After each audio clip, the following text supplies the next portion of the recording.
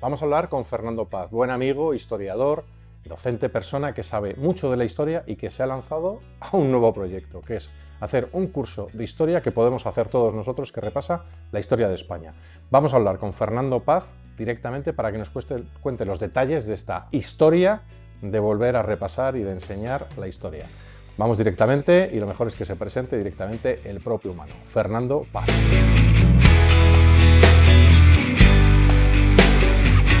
Lo mejor, como siempre, es preguntarle, por tanto, al humano que tenemos aquí, ¿quién es? Don Fernando Paz, ¿quién es el humano con el que estoy hablando hoy? Bueno, pues es un humano que se dedica, en verdad, a muchas cosas, pero sobre todas ellas a la historia, al estudio de la historia, a la escritura de la historia y a la enseñanza de la historia, sobre todo para lo que hoy nos ocupa. Como digo, bueno, esto, en fin, es la mayor parte de mi tiempo, pero también hago otras cosas, evidentemente, en el ámbito más privado. Soy muy futbolero, muy musical, en fin, hay un montón de cosas que me gustan. No Tú voy a además contar has... todas porque se nos iría el tiempo, creo. Bueno, no, pero conviene conocer al personaje. Tú además tienes una Bueno. experiencia previa de la docencia, evidentemente, la que Sí, es sí, un poco sí, tu sí. gran... Aparte de Así escribir es. libros, que es un vicio, tienes profesión, ¿no? Sí, pues una docena de libros aproximadamente, pues he escrito un montón de artículos. Me gusta mucho bucear en los archivos, es una de las cosas que más me gustan. Una de las mejores cosas que tiene Internet hoy es que pone mucho de los archivos que de otra manera no podríamos acceder a ellos, nos los pone a nuestra disposición y eso me encanta. O sea, coger bases documentales de miles de libros, perdón, de miles de documentos, yo sobre todo por lo que me dedico, tanto en español como en otros idiomas, sobre todo en inglés, porque además están casi todos traducidos, y Claro. poder realizar esa inmersión de verdad te transporta. O sea, creo que es una de las cosas más gratificantes que tiene esto. Y bueno, pues lo he utilizado sobre todo en los últimos libros, como es lógico, que son más de base documental que divulgativa, pues con un enorme entusiasmo, porque se me pasan las horas y hasta los días. Lo entiendo perfectamente porque además yo creo que todo humano debe conocer la historia del lugar donde vive y todo humano debería rastrear la historia de los suyos, ¿no? Que eso ya sabes que incluso algunas civilizaciones, los neozelandeses, los maorís, tienen la obligación moral de escribir la historia de su saga, ¿no? Y yo creo que eso lo estamos perdiendo un poco. Y de esto va un poco a lo que te estás dedicando, ¿no? Porque aparte de que seamos amigos y nos conozcamos de diversas batallas, amigos que nos peleamos lo que haga falta, pero eso puede ser objeto de de otra Claro. reunión. Pero tú ahora tienes un proyecto en marcha. Háblame de este ultimísimo proyecto que no es un libro, es otra cosa.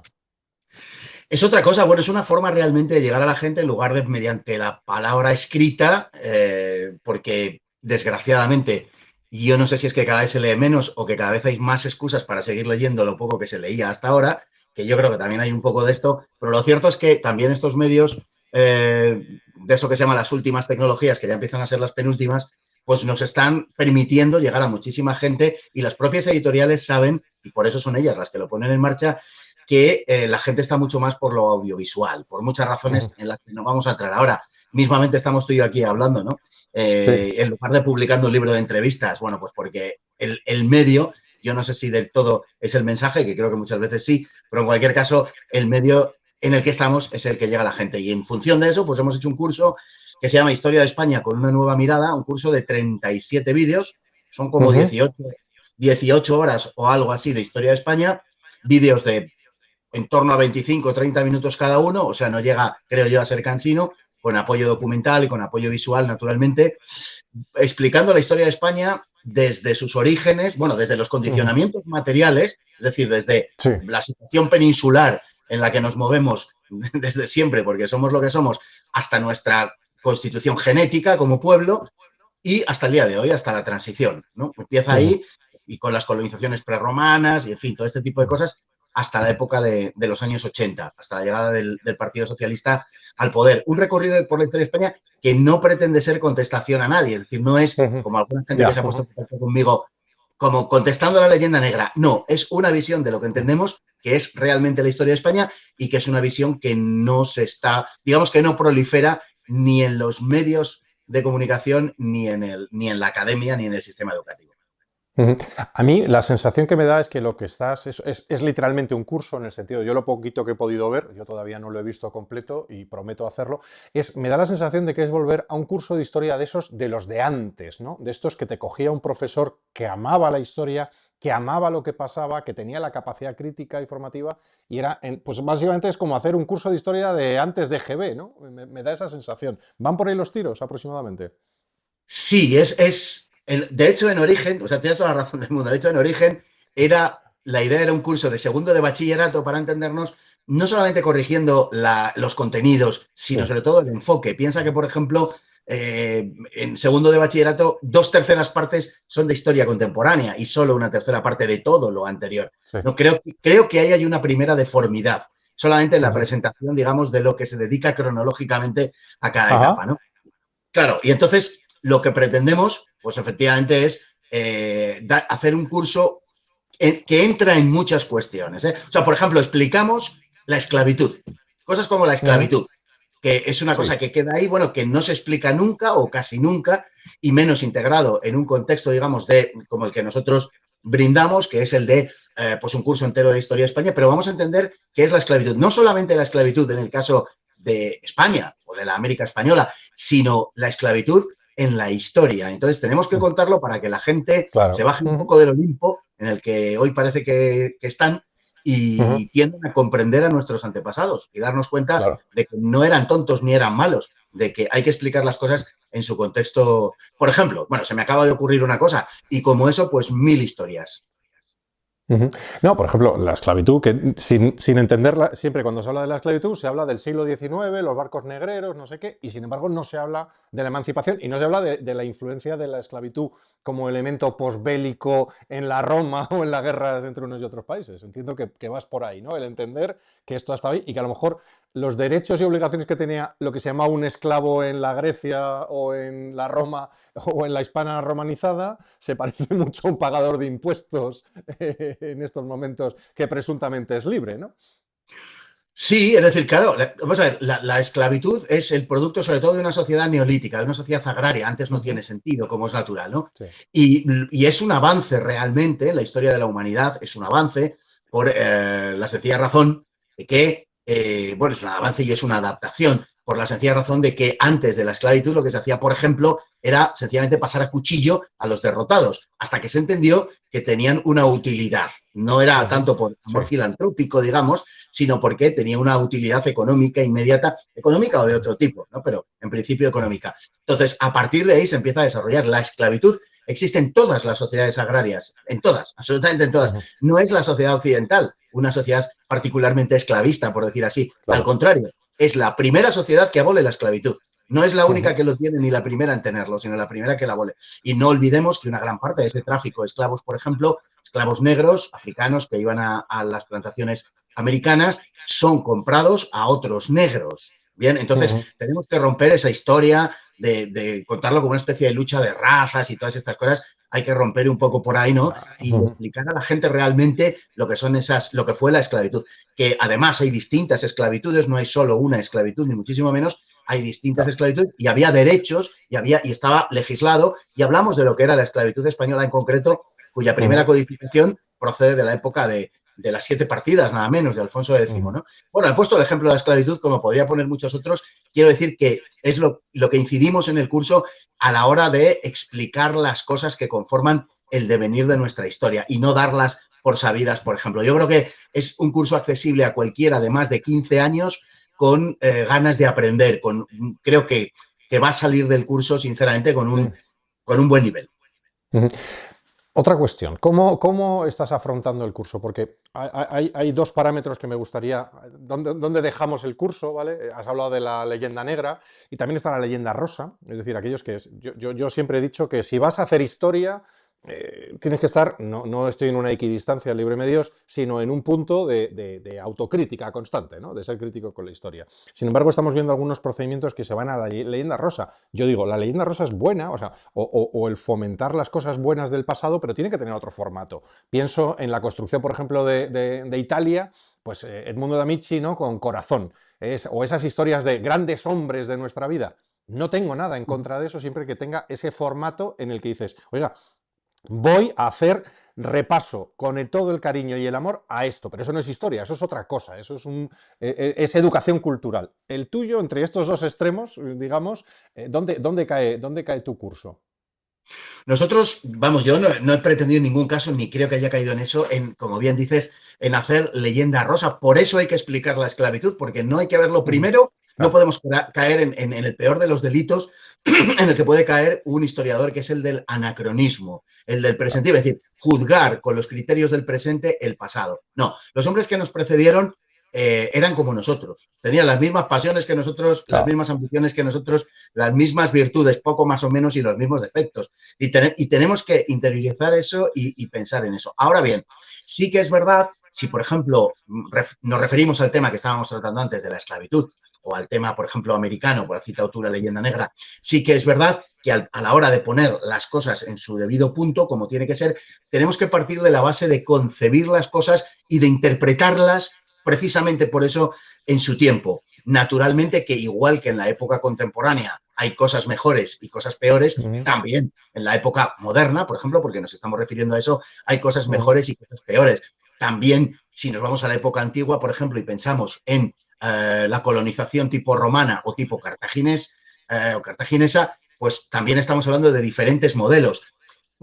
Yo creo que nos tenemos que quitar un poco de la cabeza la idea esa dieciochesca ilustrada de que el intelectual es el nuevo sacerdote, el sacerdote de los Sí. tiempos modernos, que le tiene que decir a la gente lo que tiene que pensar y que le tiene que poner frente a una escala de valores que inevitablemente Uh -huh. siempre es el propio intelectual, para proyectarlo sobre los demás y que los demás la acepten como poco menos que Vox Day, ¿no? No, yo creo que no. Yo creo que tenemos que llevar a la gente al conocimiento de las cosas, a la interpretación, porque esto es inevitable, Uh pero el -huh. juicio debe pertenecer a cada uno, debe pertenecer a cada cual y no hay por qué seguir el juicio que emita una persona porque a lo mejor tenga más conocimiento por las razones que sea. Bueno, eso no quiere decir que necesariamente el juicio, digamos, moral tenga que ser el acertado. Por otro lado, también deberíamos rehuir bastante los juicios morales, que Ya, yo creo entendido.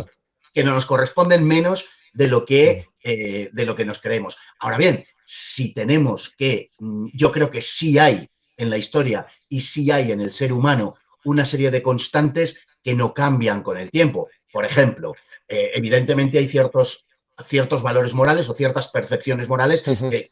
que cambian con el tiempo, pero hay otras que no. Es decir, no hay ninguna Uh -huh. sociedad, por ejemplo, que predique, no sé, despreciar o maltratar a los padres. No hay ninguna sociedad que premie la Uh -huh. traición o la... No, Bueno, o sea, bueno, la Unión Soviética igual, no, pero igual un no, pero poquito. no, no, no, pero no la traición. Era lo contrario, es decir, La premiaba traición a la la patria, vale, delación. vale. Pensaba la traición de los unos a los otros, digo, sí. No, premiaba la delación Ah, porque sí, a vale, través de bien. la delación había una lealtad superior, ¿no? Pero, Ya, claro, entendido. al final lo que hay es una perversión e inversión de los valores en determinadas sociedades. Eso es otra Uh cuestión.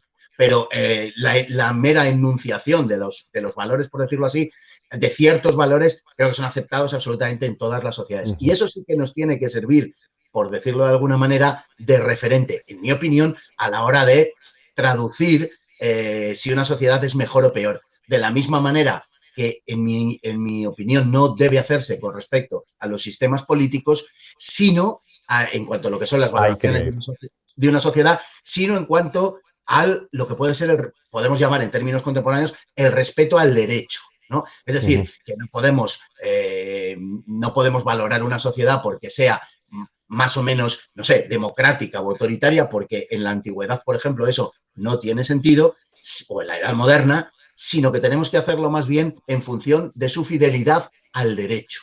Y esto Claro. es porque los sistemas políticos cambian con el tiempo. Es decir, este sistema Uh -huh. político, el sistema político, digamos, democrático, liberal, parlamentario y tal, tampoco va a ser eterno, como es lógico, igual que no lo han sido los anteriores. Lo importante no es que siga existiendo el sistema político como tal, lo importante es que el sistema político que sea Uh -huh. tenga una normativa de derecho que sea la que lo articule y haya Uh una -huh. seguridad jurídica en ese sistema político. Entonces, yo creo que estos son los criterios un poco que cualquier ser humano, por lo menos occidental, Uh puede -huh. compartir, ¿no? Puede entender. Y a partir de ahí, pues hacemos un poco las inevitables valoraciones, porque incluso a la hora de presentar las cosas están implícitas, ¿no? Y en ese sentido, pues valoramos, claro, las etapas de la historia de España en las cuales, bueno, los parámetros pues han sido, digamos, de este tipo, ¿no? Ujú. Es o sea, el parámetro leyenda negra barra leyenda rosa, tal, lo hemos tenido. Ahora, como estructura, más como aproximación. Ya sabes que durante casi 2000 años la historia se ha enseñado, más de 2000 años, se ha enseñado a base de, bueno, pues desde vidas paralelas, o historias de grandes hombres, o la vida de los santos, ¿no? Era muy humanista, en el sentido de que se basaba en la influencia que determinados hombres y mujeres, evidentemente, de la vida de santas tenían en determinados momentos. Y luego, yo no sé si fruto probablemente de la incursión de ideología y de la tecnificación, se ha ido, yo creo, a dos ramas, que es la historia explicada como desde las masas, que yo creo que es la visión marxista cuando analiza la historia, cómo trata de y educar en historia hablando de las masas, ya no del individuo, sino de la masa, y yo creo que no, yo creo que es intencional, pero hay otra que es la que tú decías, la de los sistemas. No, todo esto son sistemas. Digo, joder, los romanos no tenían nombre para su sistema, los griegos sí lo llamaban democracia, pero no hablaban, ¿sabes lo que te quiero decir? O sea, yo creo que cuando Sí. vives en un sistema es más reciente esto de que se haya descrito, incluso tu curso, ¿en qué equilibra estas tres cosas? ¿Se va más a los personajes o se va más a las personas o triangulas en este... Perdona, porque este es un triángulo de las Bermudas, ¿eh? Yo lo que me parece es que mucho libro de historia y mucho curso de historia, cuando se va a uno de estos extremos, puede carecer de calidad, al menos a mi modo de ver. Sí, procuramos naturalmente que sí, digamos, hacer un equilibrio entre las cosas. Es muy importante la historia personal, nosotros no desdeñamos en absoluto y de hecho, por ejemplo, en la época moderna sobre todo, hacemos unos perfiles de los monarcas, son interesantes, son importantes porque tienen verdaderamente una influencia enorme en la historia, pero lógicamente están los procesos que podemos llamar en terminología marxista infraestructurales, los procesos que por debajo y lo presentamos así. Es decir, estamos en una época histórica en la cual la sociedad se articulaba de esta manera, ¿no?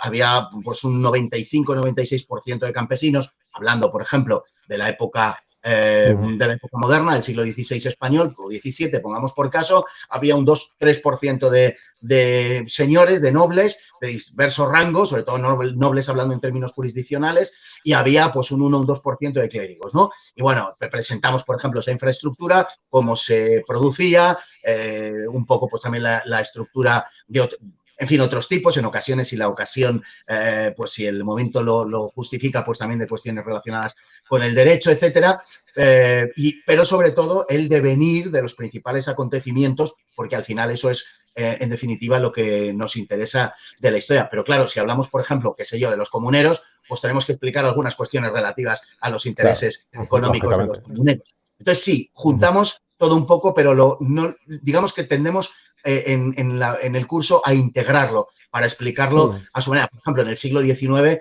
pues prestamos especial atención, como es natural, a los temas de la desamortización, no solamente la de Mendizábal o la de Madoz, sino también la desamortización del suelo, pero a la vez que tratamos este asunto, al mismo tiempo es muy importante tratar las relaciones exteriores, la dependencia que tiene España, por ejemplo, al respecto de Gran Bretaña y en menor medida, pero también de Francia. ¿Por qué? Pues porque la desamortización, por ejemplo, del subsuelo tiene mucho que ver, que se lleva a cabo entre el año 68 y el 70, tiene mucho que ver con las relaciones con Gran Bretaña, porque hay una Claro. relación casi colonial de subordinación española, ¿no? Sobre todo, bueno, durante muchísimos años, pero entre otros durante el sexenio revolucionario, como es natural. Entonces, bueno, pues explicamos eso, queremos explicar eso de una forma integrada para que se pueda entender más que, digamos, de un modo como, no sé decir, pues como cajones separados, ¿no? No, intentamos integrarlo para darle una explicación. Uno va a tener siempre historias, ¿no? Hay historias de países, de unos, de otros países. ¿Por qué la historia de España? ¿Tú consideras que la historia de España es mejor, es peor, es al mismo nivel que otras historias? ¿Qué ventaja tiene hablar de historia de España? Bueno, yo creo que en primer lugar es la nuestra y eso, pues, Eso sin duda. yo creo que es un valor. Quiero decir que uno tiene a su madre y aunque sea fea, pues la ve guapa, ¿no? La Porque quiere es mucho.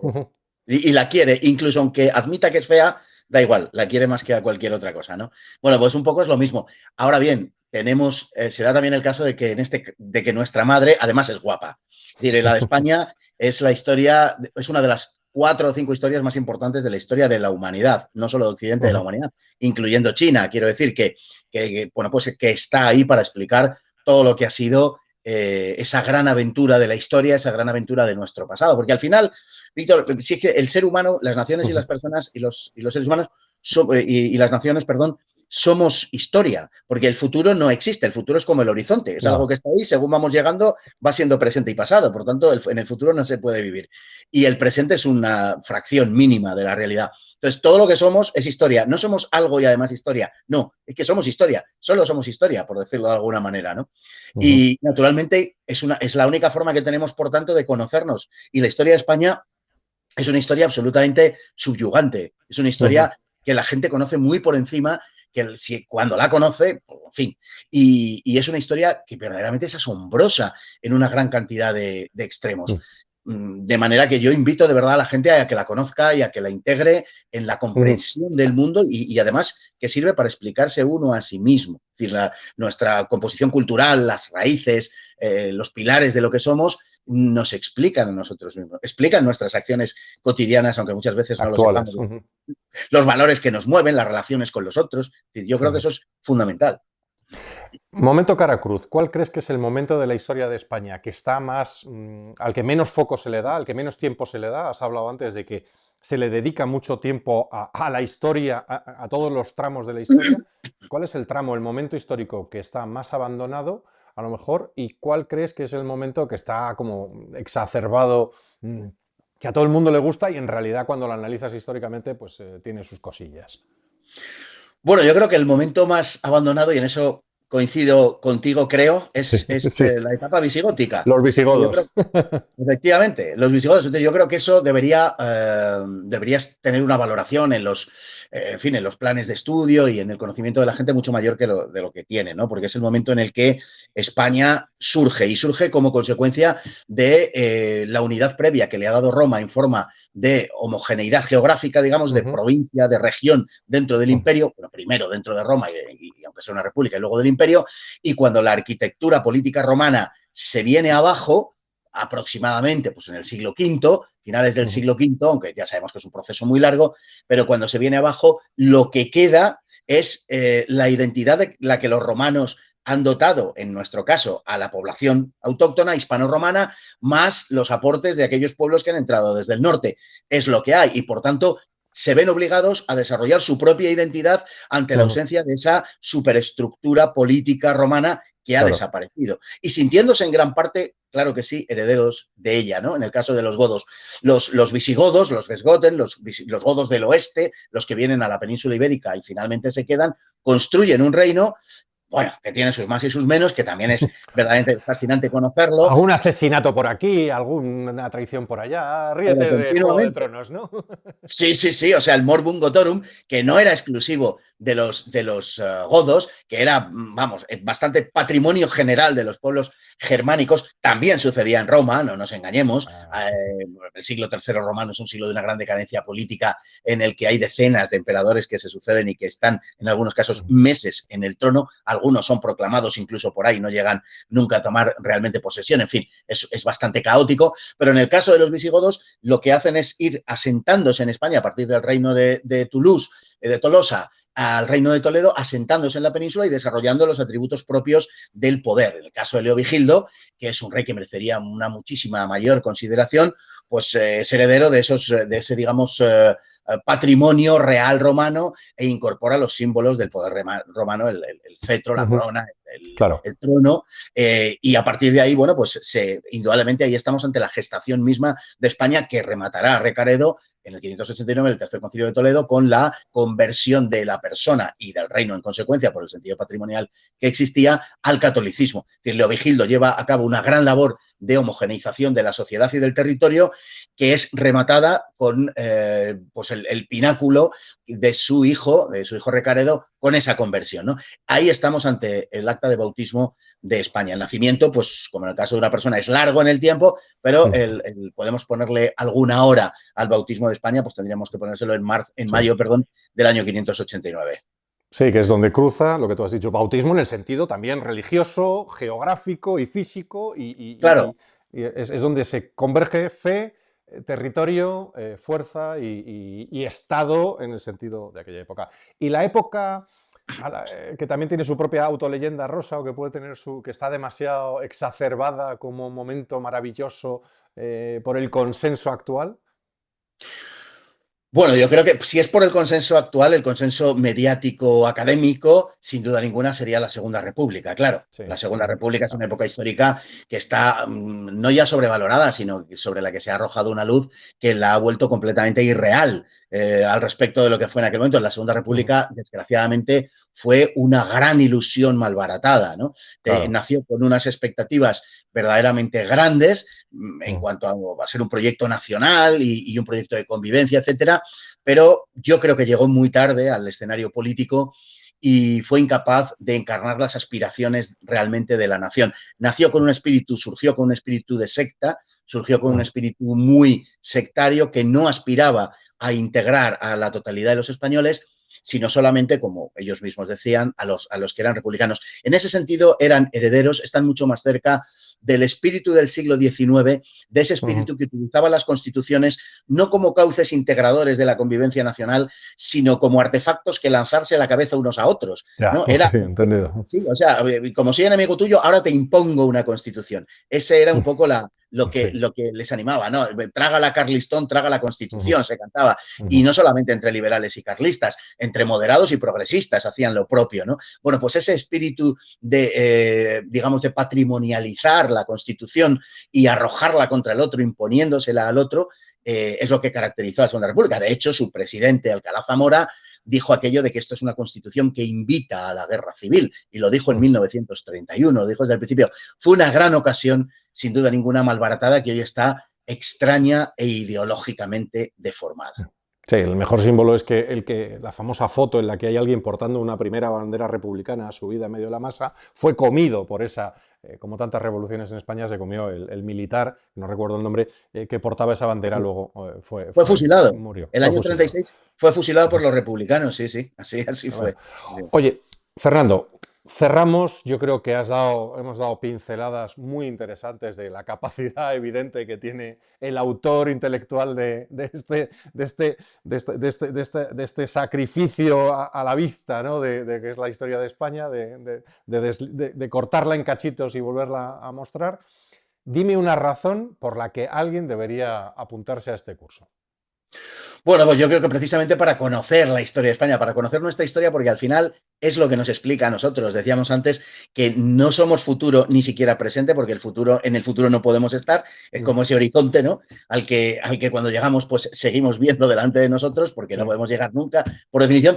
Y el presente es una fracción de la realidad. Por tanto, solo somos historia, como decíamos. Entonces, bueno, pues la historia es lo que nos explica a nosotros mismos y lo que nos da valor y lo que nos permite interpretar la vida. Lo creamos o no, somos un producto cultural. Naturalmente somos primeramente un producto biológico, pero somos un producto cultural. Somos esencialmente cultura, somos esencialmente historia. Nosotros no tenemos que reinventar el fuego cada mañana, ni la rueda nos viene dado porque tenemos una herencia. Bueno, de la misma manera tenemos una herencia cultural que nos hace ver el mundo, la vida y las cosas como son. Y necesitamos sentirnos solidarios de toda esa corriente que a través del tiempo nos ha traído hasta aquí. Sentirnos, yo siempre lo digo, yo me siento orgulloso de la historia de España, de toda, de la buena, de la mala y de la regular, de toda, y en cambio no siento orgullo, y en cambio siento el orgullo malo, para que no se me malinterprete, cuando es orgullo propio de algo, en fin, ejecutado por uno mismo, sí siento orgullo de otros compatriotas míos por las cosas que han hecho.